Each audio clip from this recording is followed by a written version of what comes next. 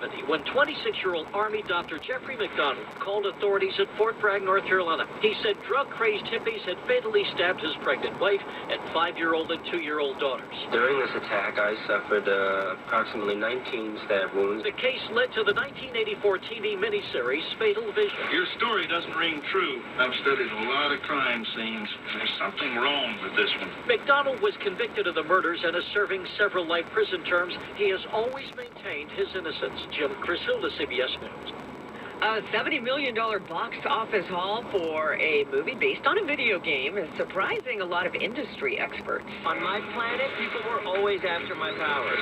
Sonic the Hedgehog pulled in mounds of cash. The film's projected 40 gross of $70 million, among the best showings ever for the long holiday weekend.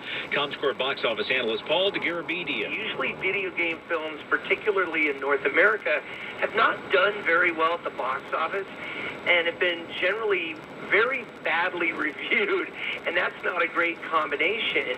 But certainly, I think Paramount did a great job. He tells KNX after Paramount got a bad reaction to the first trailer, the Sonic's animation, and it paid off.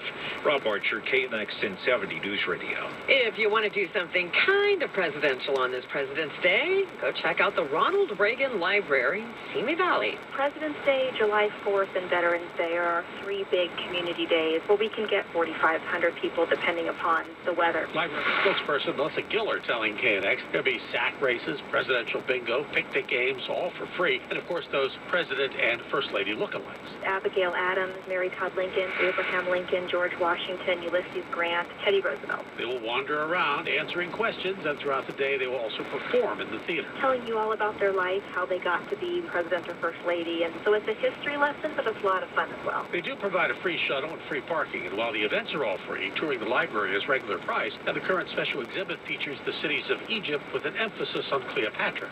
Pretty cool stuff. Bob Brill, KNX 1070 News Radio.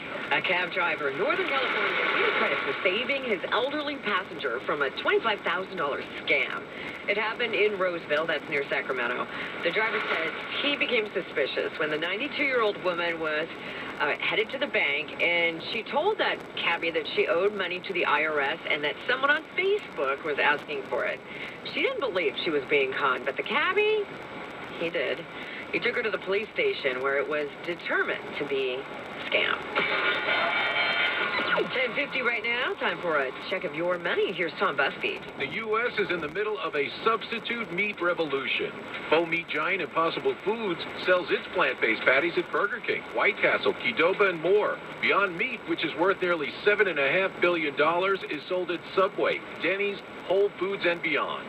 The market for plant-based meat could reach $140 billion over the next decade. And with that in mind, Chipotle is now moving deeper into the alternative meat movement. It already sells a tofu-based item called sofritas, but now it's experimenting with new fare like cauliflower rice and maybe more plant-based meat alternatives made of black beans.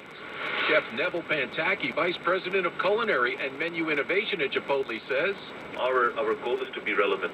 And for us, part of the culinary team, this mission is to explore and ideate and come up with some really unique ideas.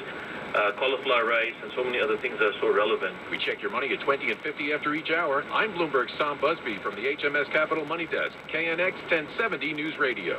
The NBA All-Star Game in Chicago, all about Kobe Bryant. That story coming up 2 minutes away. Right now, 10:51. Cable TV covers the news from Houston to Hong Kong. But you're not from Houston or Hong Kong. You're from Southern California.